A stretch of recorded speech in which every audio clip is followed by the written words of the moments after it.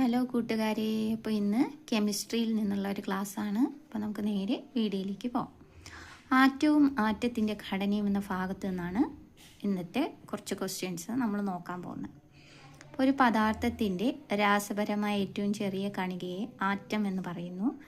Atom എന്ന Greek പദത്തിന് ആധാരമാകുന്ന വാക്കാണ് ആറ്റമോസ്. ആറ്റമോസ് എന്ന പദത്തിനർത്ഥം വിഭജിക്കാൻ കഴിയാത്തത്. ആറ്റം കണ്ടെത്തിയത് ജോൺ ഡാൾട്ടൺ. ആറ്റം എന്ന പദം ആദ്യമായി ഉപയോഗിച്ചത് ഓസ്റ്റ്വാൾഡ്. ആറ്റത്തിന് ചാർജ് ഇല്ല. ആറ്റത്തിന് ചാർജ് ലഭിക്കുന്നത് ഏതവസ്ഥയിലാണ്? പ്ലാസ്മ. നൂറ്റാണ്ടുകൾക്ക് മുമ്പ് തന്നെ പദാർത്ഥത്തിലെ കണങ്ങളെക്കുറിച്ച് പ്രവചിച്ചവരാണ് ഭാരതീയനായ കണാദനും ഗ്രീക്ക് ചിന്തകനായ ഡെമോക്രിറ്റസും. ഒരു ആറ്റത്തിൻ്റെ മൗലിക കണങ്ങളാണ് proton, electron, neutron.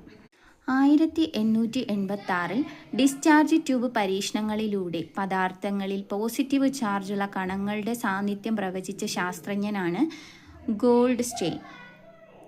1897 discharge tube പരീക്ഷണങ്ങളിലൂടെ നെഗറ്റീവ് ചാർജുള്ള കണങ്ങൾ ഉണ്ടെന്ന് കണ്ടെത്തിയ ശാസ്ത്രജ്ഞനാണ് ജെ തോംസൺ. പ്രോട്ടോൺ കണ്ടെത്തിയത് ഏണസ്റ്റ് റൂദർഫോർഡ് ആണ്.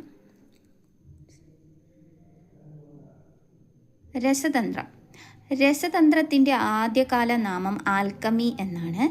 രസതന്ത്രത്തിൻ്റെ പിതാവ് റോബർട്ട് ബോയിലാണ്. ആധുനിക രസതന്ത്രത്തിൻ്റെ പിതാവാണ് ലവോസിയർ. UNO കെമിസ്ട്രി വർഷമായിട്ട് ആചരിച്ചത് 2011. ഇലക്ട്രോൺ കണ്ടുപിടിച്ചത് ജെ തോംസൺ ആണ്. ന്യൂട്രോൺ കണ്ടുപിടിച്ചത് ജെയിംസ് ചാഡ്വിക് ആണ്. 1807 അറ്റോമിക സിദ്ധാന്തം ആവിഷ്കരിച്ച ശാസ്ത്രജ്ഞനാണ് ജോൺ ഡാൾട്ടൺ.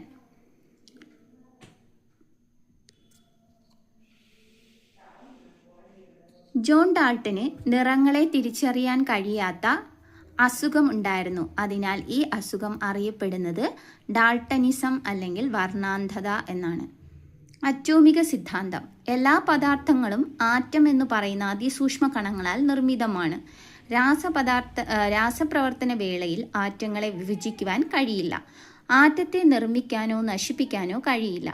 ഒരു മൂലകത്തിൻ്റെ ആറ്റങ്ങളെല്ലാം ഗുണത്തിലും വലിപ്പത്തിലും മാസിലും സമാനമായിരിക്കും.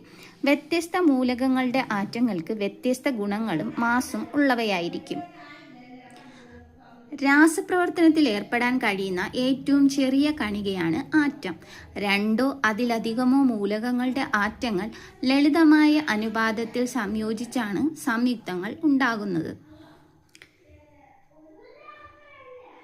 വാതകങ്ങളിലൂടെയും വൈദ്യുതി കടന്നു പോകും എന്ന് തിരിച്ചറിഞ്ഞ ഹെൻറിച്ച് ഗ്ലീസറുടെ കണ്ടുപിടുത്തമാണ് ഡിസ്ചാർജ് ട്യൂബ് അല്ലെങ്കിൽ വാക്യൂം ട്യൂബ്. വാതകങ്ങളിലൂടെയും വൈദ്യുതി കടന്നു പോകുമെന്ന് തിരിച്ചറിഞ്ഞ ഹെൻറിച്ച് ഗീസറുടെ കണ്ടുപിടുത്തമാണ് ഡിസ്ചാർജ് ട്യൂബ് അല്ലെങ്കിൽ വാക്യൂം ട്യൂബ്. വാതകങ്ങളിലൂടെ ഡിസ്ചാർജ് നടക്കുമ്പോൾ ട്യൂബിനുള്ളിലെ മർദ്ദം കുറഞ്ഞാൽ ഗ്ലാസ് ട്യൂബിൻ്റെ വശങ്ങളിൽ പ്രത്യേക തിളക്കമുണ്ടാവുകയും അതിനടുത്ത് ഒരു കാന്തം കൊണ്ടുവന്നാൽ തിളക്കത്തിൻ്റെ സ്ഥാനം മാറുമെന്നും കണ്ടെത്തിയ ശാസ്ത്രജ്ഞനാണ് ജൂലിയസ് പ്ലക്കർ.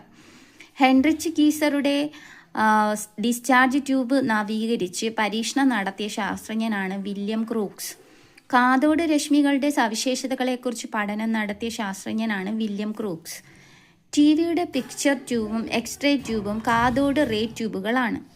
വളരെ താഴ്ന്ന മർദ്ദത്തിൽ വാതകങ്ങൾ കൂടി വൈദ്യുതി കടന്നു പോകുന്നത് അറിയപ്പെടുന്നത് വൈദ്യുത ഡിസ്ചാർജ് എന്നാണ്. പദാർത്ഥങ്ങളിൽ പോസിറ്റീവ് ചാർജ് ഉണ്ടെന്ന് ആധികാരികമായിട്ട് തെളിയിച്ച ശാസ്ത്രജ്ഞനാണ് ഏണസ്റ്റ് റൂദർഫോർഡ്. ന്യൂക്ലിയസ് കണ്ടെത്തിയത് റൂദർഫോർഡ്. ആറ്റത്തിൻ്റെ കേന്ദ്രഭാഗം അറിയപ്പെടുന്നത് ന്യൂക്ലിയസ്. ആറ്റത്തിൻ്റെ ഭൂരിഭാഗവും ശൂന്യമാണെന്നും പോസിറ്റീവ് ചാർജ് മുഴുവൻ കേന്ദ്രീകരിച്ച ഒരു ഭാഗമുണ്ടെന്നും സമർത്ഥിച്ച ശാസ്ത്രജ്ഞനാണ് ഏണസ്റ്റ് റൂദർഫോർഡ്. ആറ്റത്തിൻ്റെ പോസിറ്റീവ് ചാർജ് മുഴുവൻ കേന്ദ്രീകരിച്ചിരിക്കുന്ന ഭാഗമാണ് ന്യൂക്ലിയസ്. ആറ്റത്തിൻ്റെ മുഴുവൻ മാസും കേന്ദ്രീകരിച്ചിരിക്കുന്നത് ന്യൂക്ലിയസിലാണ്. ആറ്റത്തിൻ്റെ പോസിറ്റീവ് ചാർജുള്ള കേന്ദ്രം ഉണ്ടെന്ന് ശാസ്ത്രലോകം അംഗീകരിച്ചത് 1911. ന്യൂക്ലിയസിൽ കാണപ്പെടുന്ന കണികകൾ പ്രോട്ടോണും ന്യൂട്രോണുമാണ്. ന്യൂക്ലിയസിൻ്റെ ചാർജ് പോസിറ്റീവ്. പ്രോട്ടോണും ന്യൂട്രോണും ചേർന്ന് രൂപം കൊള്ളുന്നത് ന്യൂക്ലിയോൺ ആണ്. ആറ്റത്തിൻ്റെ വലിപ്പം ന്യൂക്ലിയസിനേക്കാൾ എത്ര മടങ്ങ് വലുതാണ്? 10⁵5. ഒരാറ്റത്തിലെ പ്രോട്ടോണിൻ്റെയും ഇലക്ട്രോണിൻ്റെയും മാസുകൾ തമ്മിലുള്ള അനുപാതം 1836:1 എന്ന അനുപാതത്തിലാണ്. ഇലക്ട്രോൺ കണ്ടെത്തിയത് ജെ തോംസൺ. ഇലക്ട്രോണിൻ്റെ മാസ് 9.109 × 10⁻⁻31 കിലോഗ്രാമാണ്. ഇലക്ട്രോണിൻ്റെ ചാർജ് 1.602 × 10⁻⁻19 കൂളോം. ഇലക്ട്രോണിൻ്റെ ചാർജ് കണ്ടെത്തിയത് മില്ലിക്കണാണ്. ഇലക്ട്രോണിൻ്റെ ചാർജ് കണ്ടെത്താനായി നടത്തിയ പരീക്ഷണമാണ് ഓയിൽ ഡ്രോപ്പ് പരീക്ഷണം. ഇലക്ട്രോണിൻ്റെ മാസും ഇലക്ട്രിക്കൽ ചാർജും തമ്മിലുള്ള അനുപാതം കണ്ടെത്തിയത് ജെ തോംസൺ ആണ് കാഥോഡ് റേ പരീക്ഷണങ്ങളിലൂടെ. ഇലക്ട്രോണിൻ്റെ ദ്വൈത സ്വഭാവം മുന്നോട്ട് വെച്ചത് ലൂയിസ് ഡി ബ്രോഗ്ലി ആണ്. ആറ്റത്തിലെ നെഗറ്റീവ് ചാർജുള്ള കണമാണ് ഇലക്ട്രോൺ.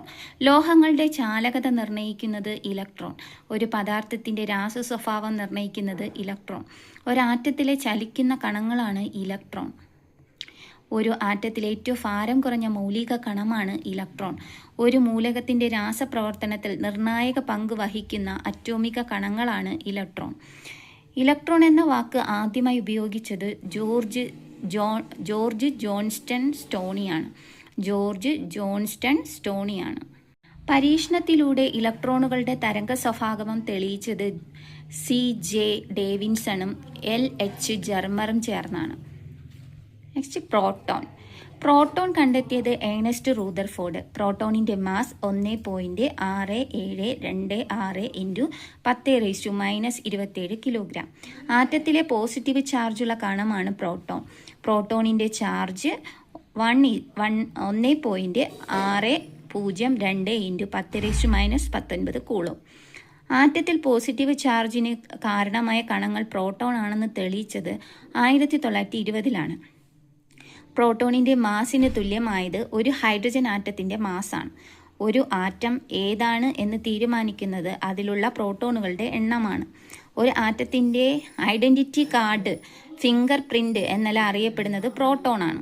ഒരു ആറ്റത്തിലെ പ്രോട്ടോണുകളുടെയും ഇലക്ട്രോണുകളുടെയും എണ്ണം തുല്യമായിരിക്കും. അപ്പോൾ ഇന്നത്തെ ക്ലാസ് ഇത്രയാണ്. മറ്റൊരു വീഡിയോ ആയിട്ട് വീണ്ടും കാണുന്നവരെ എല്ലാവർക്കും ബൈ ബൈ.